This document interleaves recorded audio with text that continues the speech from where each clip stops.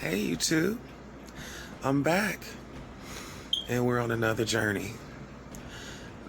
This one is going to be a little bit more difficult, too, to talk about. In this title, as you can see, it's going to be about me being raped in college by my crush. This is a story that I haven't told anyone ever. This is the first time ever in life I've ever shared this with anyone. I never thought it could happen to me, just like anybody. I never thought that the attraction I had to him would turn into hate and disgust. I'm okay now. I don't hate him, and I understand him. And why he did what he did is no excuse to rape nobody. But I try to make sense of the things that people do to hurt me. I try to rationalize it so I can get over it. Nobody's perfect, like I said in my last video.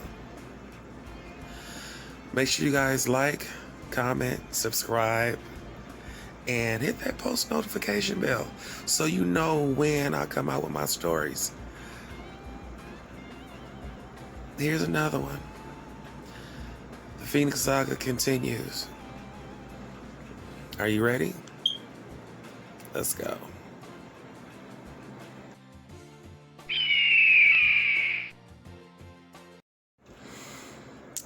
All right. I'm ready.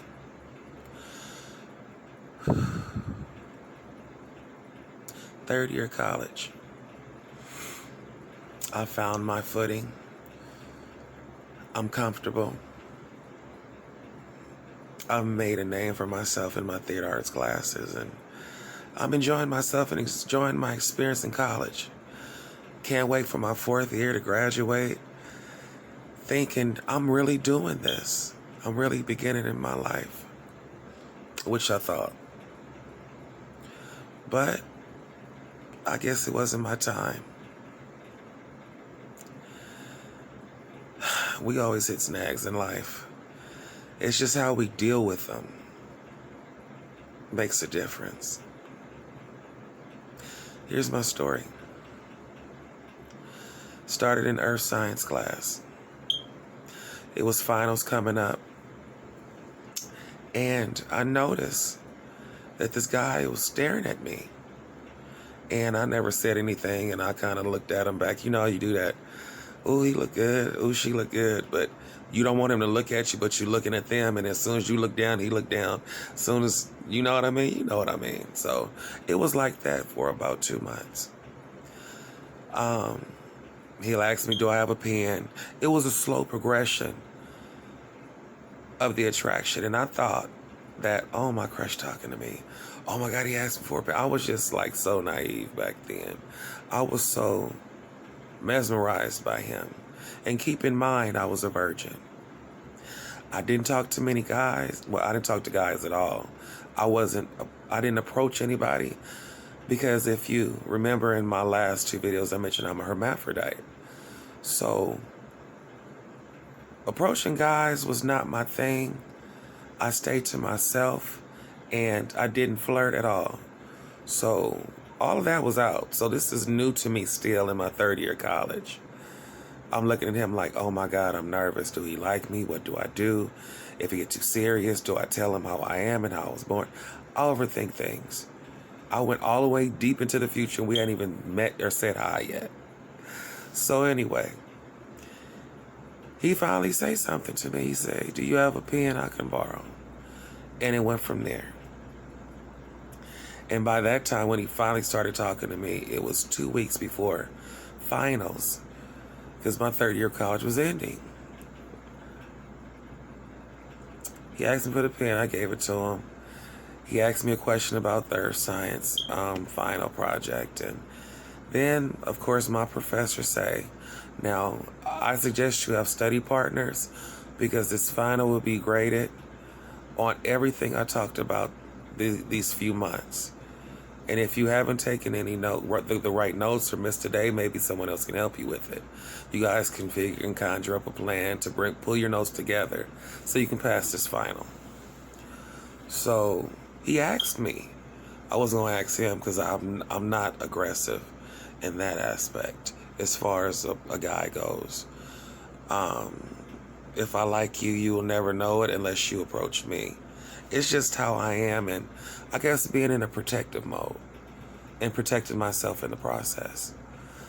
So he asked me to be his study partner. He lived on campus, but I didn't.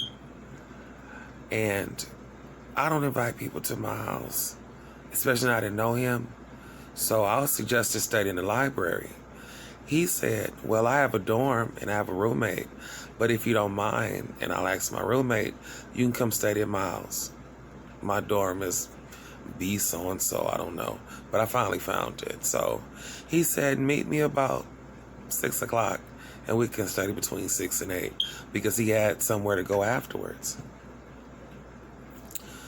So I say, okay. In my head, I'm thinking, oh my God, is he serious? I like him so much, and he's actually asking me to come to his dorm. I'm not thinking nothing about sex. My mind is not even on sex because I wasn't sexual back then. I was so nervous and protective about my private parts. I couldn't think sexually about anything because I was too ashamed. So my intentions were to really study, but be around him too. You know what I mean? But anyway, so I go to his place, his dorm. I walk up the stairs and knock on the door. He say, I'm coming. He takes about 10 minutes to come to the door. I don't know what he doing. I walk in and he got the little music playing soft and he got his desk light on and he got drinks for us already made. Like he made some type of smoothies or something. He was a health fanatic. So he asked me to taste it, so I tasted a smoothie. We're studying. We're going over papers and stuff and logistics and earth science and all that mess. And we going back and forth and he accidentally touched my hand, which I thought it was an accident. Grazed against my leg, and this is within the hours that we're studying. Just gentle gestures. Not noticeable. They're noticeable, but they're not that serious to where I would think, oh my God, he's trying to take advantage of me. I get tired. Hours pass.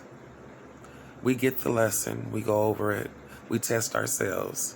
We start joking around and stuff. And then he asks me, am I hungry? I'm like, not really. But we went ahead and went and got something to eat downstairs. His cousin was cooking, so we got tacos downstairs. Went back up, ate the tacos, and I said, well, I have to go. I know we got a big test in the morning, and I hope you pass. He said, wait. He said, I'm going to go use the bathroom, and I'll be right back. I said, okay. He said he was going to walk me downstairs to my car. He come out the bathroom, fully naked. And I'm like, you all right?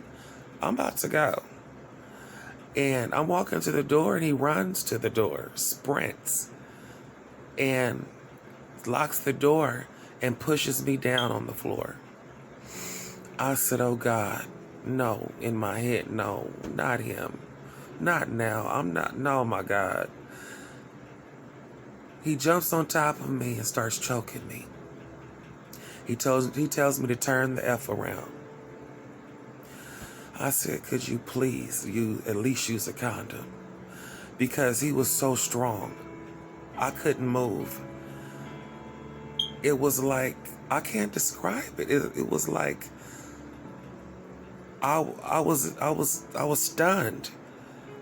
I couldn't move at all. He turned me around, pulled my pants down,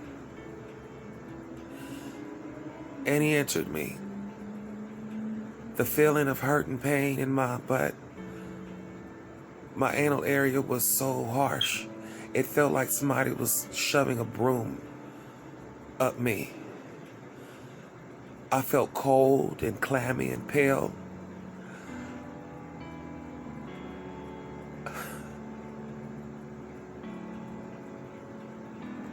I don't understand how you can do that to a person. I don't understand how you could force yourself on a person like that. And all while he's going inside of me, in and out, I'm thinking, this is how I lose my virginity.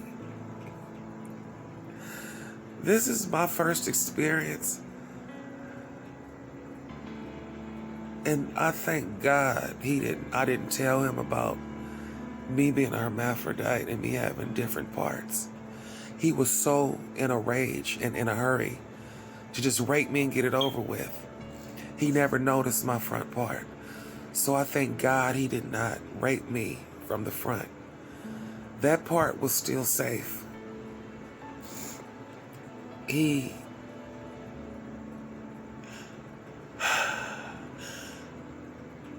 shattered my soul. He turned me into a person. Basically, he made my shell thicker than what it was already. I already internalized everything. And by this being so embarrassing, so like, I can't tell nobody this. I can't, how am I gonna deal with this? This is everything I'm thinking in my head while he's raping me.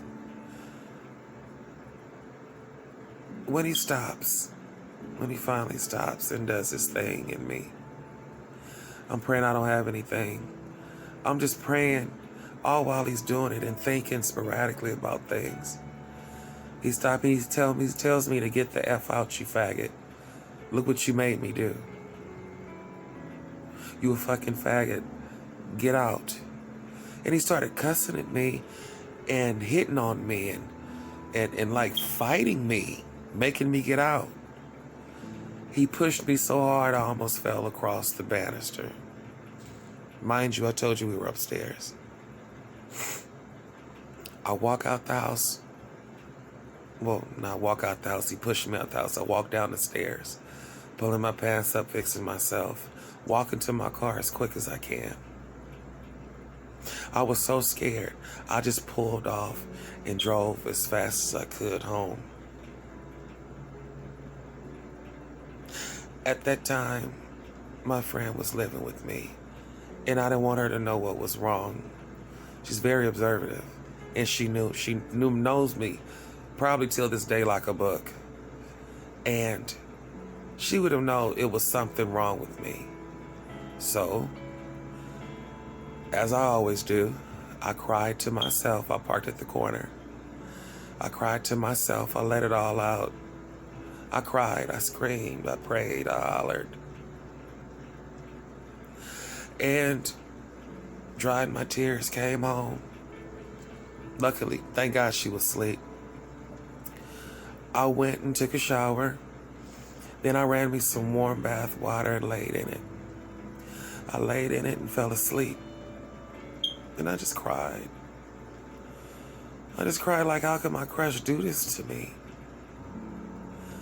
And I silently liked him, but I never approached him. Had no idea that he had any attraction to me. It's just how he handled it that bothered me. Now, like I said in all my disclaimers, I forgive him. I forgive you. I forgive you if you're watching this for taking me for granted and taking advantage of me. You were dealing with things within yourself, like I was dealing with things within myself. You didn't know yourself. You weren't proud of yourself, and you were hiding your sexuality. You were DL, and you wanted everyone to think that you were a straight man. I forgive you. Now, whether you come to terms with yourself or not, I can't help that. I pray you do. But I forgive you. My story time is about releasing anger, pain, hurt, helping anybody that has been through it like me. And it's nothing but positivity on here. My story time is not to bring anyone down or tear anyone down, but just to tell my story and how I handled it. So I'm in the car crying, releasing my pain and anger, and I come into the house, take my bath, lay in the bathtub, I wake up. It's final time. Mind you, the finals was next day. I went, covered up, looking like I was ran over. I was just looking bad. Circles around my eyes. I was looking horrible. I had scars on my back. I was sore in my anal region from the pain. I couldn't stop shaking. My whole body was shaking. Seemed like for 3 days my body was just shaking. I couldn't eat. I couldn't sleep. I went to class to take finals. I sat there, and while I was sitting there, I could feel him staring at me across the room. It felt like heat on my neck. I couldn't concentrate. I couldn't think. So I just sat there in a blank stare. I got all my stuff. I got up and I ran out the classroom. I just got up and ran out the classroom. All I could hear is his voice in my ear, calling me faggots and bitches and all kind of names.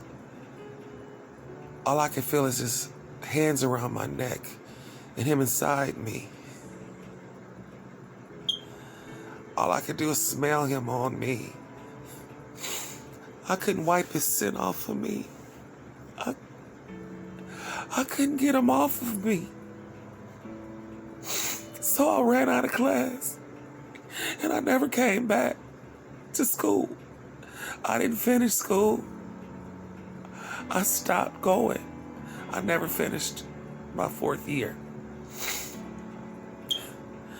I don't know why my teachers all passed me, because I never finished my finals. I had a good year in class, shine and talk to my teachers, but I never finished, but they passed me. That's how I got my 3rd degree and my 3-year associate's degree in human behavior and theater. My major was theater, my minor was human behavior. And I just couldn't take it no more. Just looking at Dominguez Hills University, all I could think about was him and what happened to me. So I just kept working at Vines Market. Yeah, I worked for Vines Market for 9 years. Shout out to Verdi Spencer and Tiffany and Preston and Charles and all of you guys. And Carrie Coco. If you guys are watching this. And a shout out also to Angela Reddock and Citizens of Zion Missionary Baptist Church for blessing me with that scholarship. I thank you and I love you all. So, back to the story. I couldn't go back to college. I thank God for the years I accomplished, but I couldn't. I internalized all my anger. I formed a shell. I didn't tell anyone about the rape. I didn't go to counseling about it. Went to counseling about everything but that rape. I couldn't get past myself to even talk about it out loud until now. Until today, until this date. I thank you guys for listening to my story and hearing me out. I'm concluding this because it still bothers me. I'm over it, but that feeling of rape, it's like a memory muscle, like I said before. But this was a memory muscle in my heart. And the heart remembers everything that you put a stamp on it for, all the traumas. That got me. That rocked my whole world. Even worse than my mother beating me, the bullying. That did something to me. And on top of me getting over my cousin's death and working through that. And mind you, in my 3rd year. And I'm sorry for the volume in my last video. But with my father, we did grow a little bit closer to the end before he died, and I got closure from him too. I forgive him, and we were okay before he passed. It was just hard all around. But I did it. I made it. And concluding into this, my father used to take me back and forth to college just to, I guess, try to get closer to me. We shared things, but in my third year of college, he passed away. So I was dealing with that. And I was dealing with the rape, my cousin passing away, and me living in her house and dealing with just a lot of death and anger and pain, and then the rape too. It was like, come on now, what else? Come on, Jesus, help me. Take the wheel, the door, the car, and everything else. But however I made it. No, I didn't finish college, but I still have my associate degree under my belt. I have a lot of training in the things that I wanted to do. And as far as work goes, in my education, I know what I need to know. And I do what I need to do in the position of my life right now. God called me to take care of my grandmother. And I'm taking care of her for free because I love her for free. I'm cherishing every moment I have with her right now. I enjoy taking care of her. She took care of me, like in my last video. Every time I called her, Mama, can I come stay all night with you tonight? My mommy being mean. She's been there for me. God has given me so many angels to look over me. My grandmother, Angela Reddock, people from church, my counselor from college, Olivia Hilburn, my high school teacher. So many angels. Deborah Hooks, my cousin. All of you all has blessed me and covered me and helped me and protected me. I thank you. I thank you so much. My heart goes out to all of my supportive family. I thank you all for the love and support in the comments. I love all of you. I love my Phoenix family on YouTube. I appreciate YouTube for being there and giving me access and a platform to express myself on. A platform to help anybody that has been raped. Anybody that has been beaten and taken advantage of or sexually abused. I'm here. You are heard. You are important and you are loved. You didn't deserve it. And you're not supposed to feel like it was supposed to happen to you. It's not your fault. Being sexually abused is not your fault. It's a problem that they have in their heads. And they're taking it and expressing it out on you because of what was done to them. It's a habit. It's a process. And the habit needs to be broken. We need to break the chain. Tell somebody. Tell somebody if somebody harms you. Talk about it. Don't hold it in. I love you all for free. The Phoenix Saga continues. And stay tuned for episode number 4. I love you all and thank you for being here with me and riding with me in this journey. I love you all for free. And until next time, the Phoenix is out.